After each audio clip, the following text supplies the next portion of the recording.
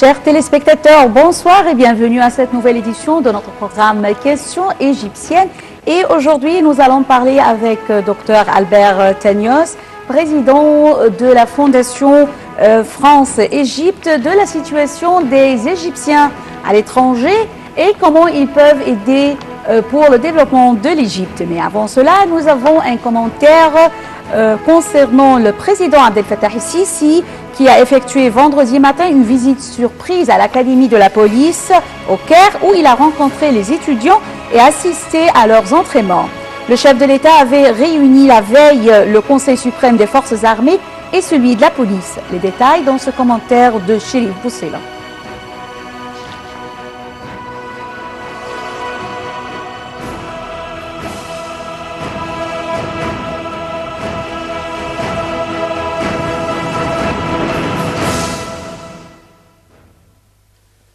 Le président Abdel Fattah el-Sisi a affirmé que l'Égypte avait garanti sa souveraineté, soulignant que personne ne pouvait porter atteinte maintenant au pays. Le chef de l'État s'exprimait lors d'une visite surprise vendredi matin au siège de l'Académie de la police du Caire en compagnie du ministre de l'Intérieur, Magdi Abdel Ghaffar. Al-Sisi a assisté à l'entraînement des étudiants de l'Académie. Il a en outre participé avec eux à un tour de vélo dans les rues du Caire. Il a salué la capacité des étudiants qui serviront dans la formation des futurs leaders du pays. Le président Al-Sisi a aussi appelé les étudiants à s'attacher aux principes militaires, notamment le sacrifice pour leur nation. Jeudi, le chef de l'État avait appelé à intensifier la coordination entre les forces armées et la police dans le cadre d'un système sécuritaire jouissant du plus haut niveau de vigilance en vue d'avorter toute tentative terroriste visant à menacer la sécurité et la stabilité du pays. Al-Sisi avait fait cette déclaration lors d'une réunion avec le Conseil suprême des forces armées et celui de la police. Le chef de l'État avait aussi mis l'accent sur l'importance de faire subir aux forces de sécurité des entraînements modernes leur permettant d'achever leur mission avec succès. Cette réunion avait abordé la lutte contre le terrorisme dans le Sinaï et les moyens de renforcer les mesures de sécurité pour protéger les frontières égyptiennes.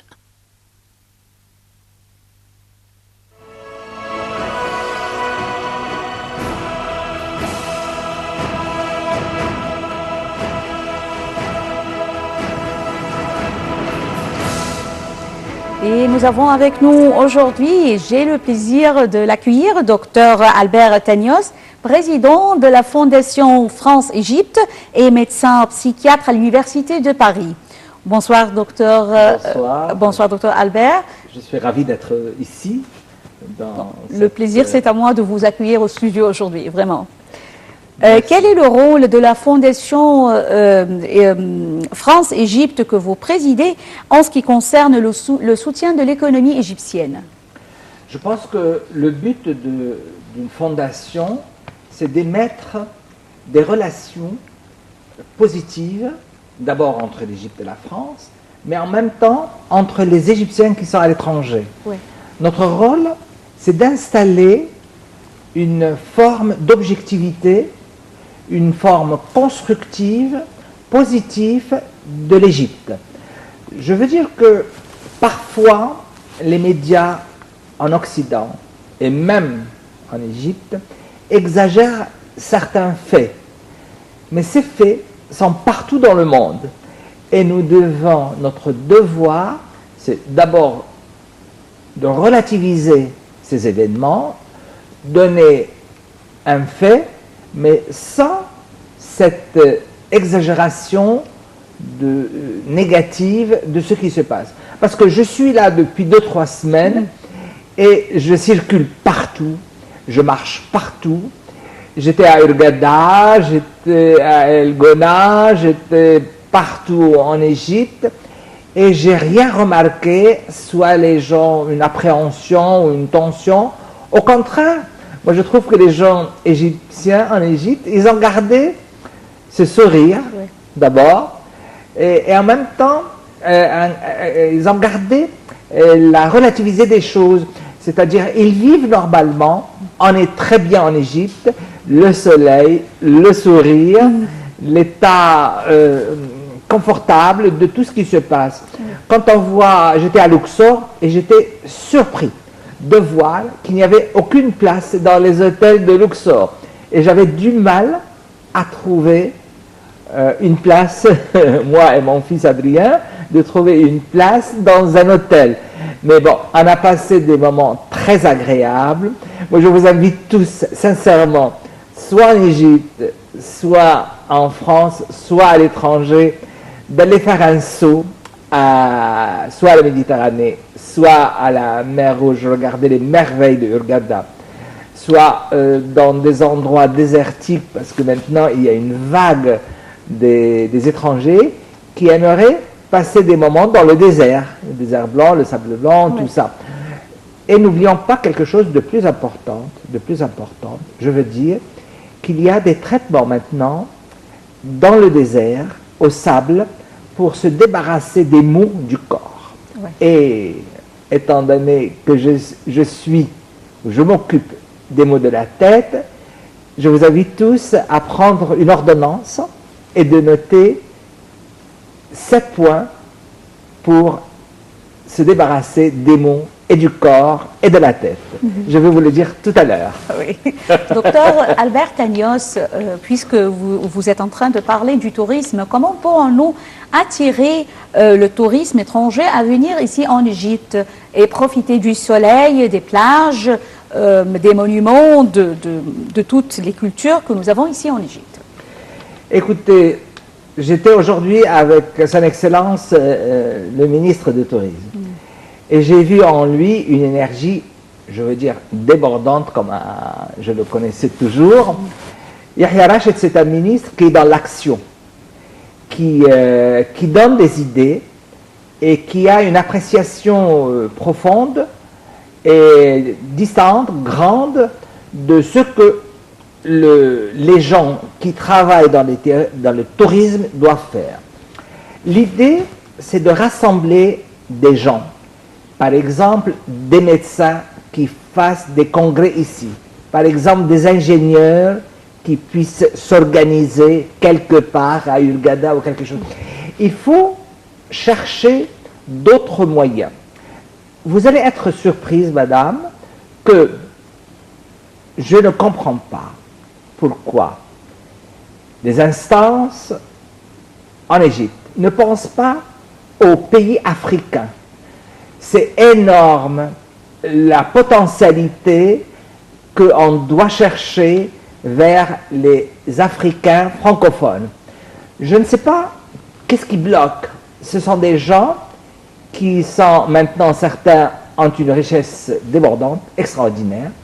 Et je pense que l'Égypte, les responsables politiques, les responsables du tourisme, les responsables économiques doivent certainement s'orienter vers les grands pays africains. Je ne donne pas à la Côte d'Ivoire, au Sénégal, tout ça. Il faut envoyer des gens, des responsables du tourisme, pour faire des contrats pour l'Égypte.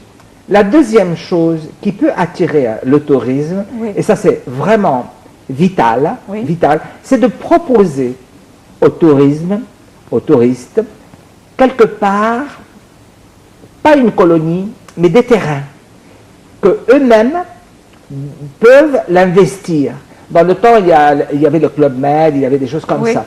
Alors, je ne comprends pas, peut-être je m'adresse à son Excellence, Yahya Rachid, pourquoi, Monsieur le Ministre, vous avez l'expérience en France et vous avez l'expérience ici, pourquoi vous n'offrez pas des endroits où les Français, les Belges, les Australiens puissent se trouver un tout petit peu entre eux? Oui, ils peuvent investir. On peut leur donner un terrain et eux construire. Je prendrai l'exemple du Maroc, qui ont maintenant 4 à 5 millions de touristes.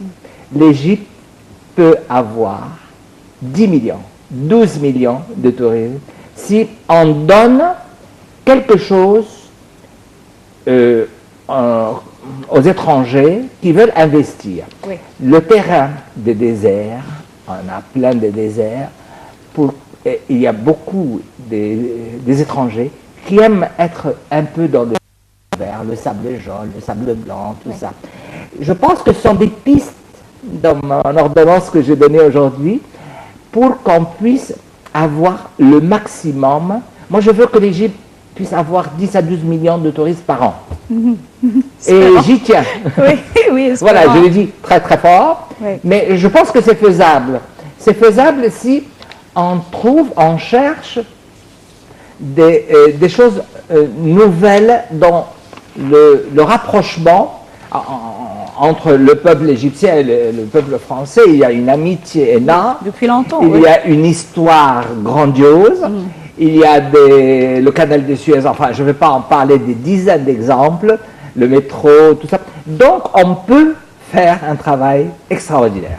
Oui, mais pour attirer les touristes, comment les citoyens égyptiens à l'étranger pourraient-ils lutter contre la présence énorme de l'organisation terroriste des Frères, et notamment en Europe? Parce que cette organisation œuvre toujours à déformer l'image correcte de l'Égypte. Écoutez, je pense que donner l'image d'Égypte, un pays serein, un pays où il y a des jeunes qui peuvent construire, qui peuvent s'investir, c'est l'exemple même de la progression de l'Égypte. Nous avons la chance d'avoir énormément de jeunes.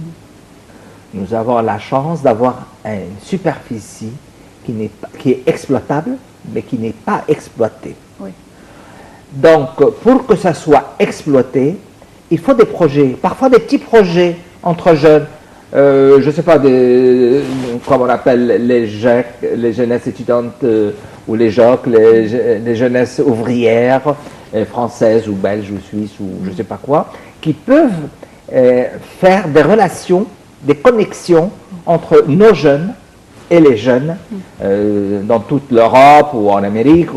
Il faut trouver des autres moyens plus efficaces, plus humains aussi, quand on invite des jeunes ou quand on invite des stars, des grands chanteurs, comme il y a eu à un moment donné sans donner des noms, mais il y a eu des événements et ça a beaucoup marché.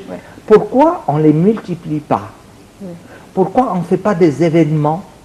Faire des events, c'est créer des events pour que les gens puissent d'abord savoir, parce que chaque événement, il y a la télévision, la radio, c'est répercuté partout, en Europe, aux États-Unis.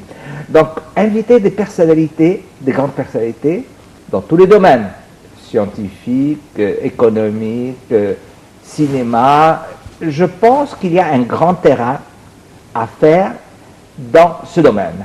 Oui. Docteur Albert Tagnos, en tant que médecin psychiatre, comment gérer les problèmes d'une manière positive et sans exagération? Je pense que la psychologie joue un rôle très important dans notre vie, mais dans les projets. Un, c'est que si on donne une image optimiste ou une image dans le futur, qu'est-ce qu'on peut devenir l'Égypte dans 5 ans? Comme ils ont fait par exemple pour le canal de Suez, comme ils ont fait dans d'autres projets, comme ils sont en train de faire dans certains endroits à Aswan, ou enfin, donner des projections. Qu'est-ce que l'Égypte, comment va être l'Égypte dans 5 ans? Mais d'une façon positive. Hein? C'est-à-dire, je compte sur les jeunes, mais je compte sur des projets peut-être petits, ou moyens, ou grands. Et il faut avoir l'organisation mentale, psychologique et bien étudiée pour qu'on puisse arriver à notre but. Et je vais vous dire quelque chose. Nous avons en Égypte un énorme potentiel des jeunes et des moins jeunes d'hommes d'affaires. Je pense qu'il faut donner plus de liberté à ce que ces associations des hommes d'affaires qui ont des relations avec d'autres hommes d'affaires dans tout le monde puissent être une base pour projeter des vrais projets. Ces projets ne sont pas uniquement des projets du gouvernement, mais c'est comme il a dit il y a quelques jours le président des États-Unis, c'est des projets des hommes. Il faut créer les associations qui sont viables et qui peuvent donner un projet concret. Il faut compter sur les gens d'expérience, il faut compter sur les hommes d'affaires, sur les spécialistes de la politique, sur les spécialistes des économies. Il ne faut pas rester les mains comme ça en train de dire « Ah, l'Égypte, ah, maintenant… » Ah non, je pense que ça… Il faut faire quelque chose. Il faut être dans l'action Oui. et ça suffit les réflexions. La réflexion, elle est faite. On sait très bien que l'Égypte doit avancer. On sait très bien que l'Égypte a les potentialités. Mais allez voir sur la mer Rouge qu'est-ce qu'il y a comme projet. C'est énorme. Mais ça manque encore de concrétisation. L'économie joue le nerf de tout. Le nerf, c'est-à-dire donner le pouvoir à certaines personnalités, personnes d'expérience qui savent le savoir-faire. Le savoir-faire égyptien est énorme, mais il faut libérer des choses. On ne peut pas passer encore dans des lois qui datent depuis 30 ou 40 ou 50 ans. C'est impossible. Oui. Nous sommes, le monde court très très très vite. Les économies à l'étranger, dans le monde étranger, très très vite. Si on reste en disant, attendant, on va voir, la loi ça va se faire dans 1 an, dans 2 ans, dans 3 ans, il faut parlementer pour… Non, il faut éviter les blocages de la L'État pensée. déjà, je pense. Je pense que l'État a déjà commencé Oui, à c'est exact. faire des amendements dans ses Exact. lois.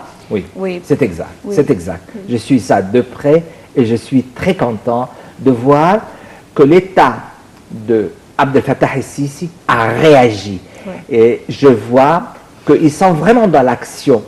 C'est-à-dire que quand je vois des lois, que peut-être c'était un rêve, quand je suis venu il y a quelques mois, c'était un rêve, je l'ai dit quand même, mais je suis content que maintenant le gouvernement, l'État, le président el-Sisi, quand il se déplace, il donne l'exemple de marcher, de faire du sport, et de faire du vélo devant tous les gens. C'est une promotion énorme pour dire, voilà, le sport peut donner ça. Oui. Moi, président, je prends mon vélo et je marche dans les rues. Moi, président, je m'habille comme tout le monde. Moi, président, je sais donner l'exemple extraordinaire de la facilité des choses. Oui. Moi, président, je suis là avec vous, main dans la main, pour progresser pour l'Égypte. Je pense aussi que c'est un message concernant la présence de la paix en Égypte. Exactement. Et la stabilité dans les rues. Oui. Paix, stabilité, enthousiasme oui. et dans le futurologie. Oui. Le président Abdel Fattah el-Sisi a également appelé les étrangers, je m'excuse, les Égyptiens vivant à l'étranger, de prendre part au projet et à la réforme économique. Quelle était leur réaction envers cet appel? Vous avez posé une question très délicate. Mais par acquis de conscience, je vais vous répondre d'une façon très franche. Comme je viens de dire qu'il y a encore des blocages, encore, bon, ça avance beaucoup. Je pense que les responsables de la politique, je veux dire les ambassades, les consulats, ne sont pas encore, bon, ils ont peut-être commencé à bouger, mais j'ai envie de leur dire, faites plus d'efforts. J'ai envie de dire aux ambassadeurs, aux responsables politiques, s'il vous plaît, aidez vraiment l'Égypte. J'ai envie de leur... C'est un message, c'est une demande, ça vient de mon cœur. Parce que j'ai envie qu'ils ne prennent pas le poste d'un ambassadeur comme fonction, mais comme une passion. Je ne veux pas que les responsables des ambassades ou des consuls fonctionnent comme des fonctionnaires. Oui. Je veux qu'ils soient motivés. Je veux qu'ils se donnent par cœur, par tête, par enthousiasme, pour que l'Égypte reprenne son rôle efficace, son rôle premier, son rôle de leader du monde arabe, mais aussi des pays qui ont des enthousiasmes, qui ont des projets, qui ont envie de donner à leur peuple cette créativité de l'existence. Je veux que l'Égypte devienne comme ça existait dans le temps des pharaons. Je veux une nouvelle Égypte qui puisse donner et se donner. Docteur Tanios, en ce qui concerne les nouvelles générations vivant à l'étranger, comment pouvons-nous renforcer leur attachement à la patrie? Alors, je pense qu'il y a une triade. Créer plus des écoles égyptiennes dans la plupart je veux dire les capitales, mais en même temps aussi, si je dis uniquement faire à Paris, non, mais à Paris, à Nice, à Marseille, à Lyon, enfin, faire de l'école égyptienne dans les provinces, pas uniquement en France, pas uniquement en Allemagne, que ça soit comme une langue intéressante, attirante, avec cette culture égyptienne que nous avons. Comment on ne peut pas aider les jeunes français, tunisiens, allemands, canadiens à savoir, à découvrir?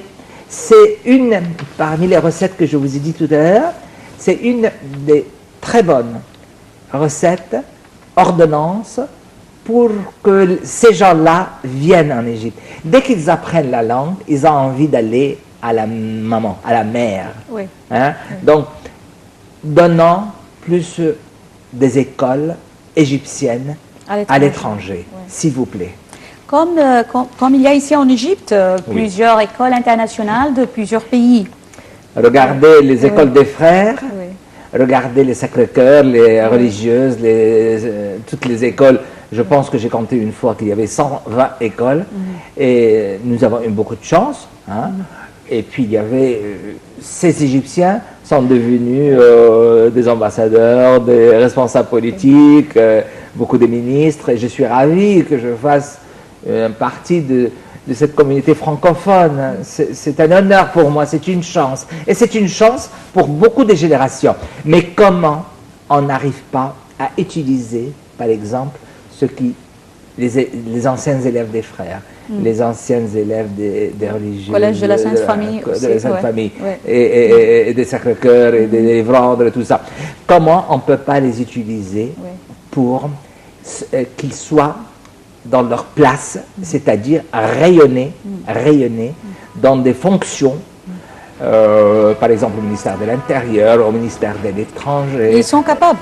Ils sont capables. Je ne sais pas pourquoi.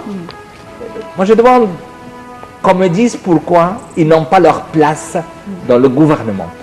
Pourquoi on s'arrête à un moment donné et puis on ne profite pas. Ça, c'est un bon investissement. C'est une énergie extraordinaire qu'on n'arrive pas encore à l'utiliser comme il faut. Docteur Albert Tanios, nous parvenons au terme de cette édition de notre programme Questions égyptiennes et nous vous remercions infiniment, Docteur Albert Tanios, président de la Fondation France-Égypte et médecin psychiatre à l'Université de Paris. Je suis ravi de votre invitation. Je suis ravi qu'on me donne la possibilité de m'exprimer de tout mon cœur avec une expérience où je suis en France toujours de 30 ans et que je collabore pour que la relation France-Égypte devienne une réalité, devienne un bon investissement pour que les Égyptiens qui sont en France doivent parvenir à faire des visites en Égypte. L'Égypte, c'est un très beau pays. L'Égypte, c'est notre patrie, deuxième patrie, c'est notre mère et il faut l'aborder avec une gentillesse et venez, s'il vous plaît, visiter l'Égypte. Vous allez être ravis de ce qui se passe actuellement, les nouvelles choses, les nouveaux endroits, tout ce qui se passe ici en Égypte, c'est éblouissant, c'est beau. Merci, docteur Albert Tanios. Et Nile TV vous souhaite toujours d'agréables moments et j'espère que cette édition vous a plu. Et rendez-vous la semaine prochaine avec une autre question égyptienne. Merci et au revoir.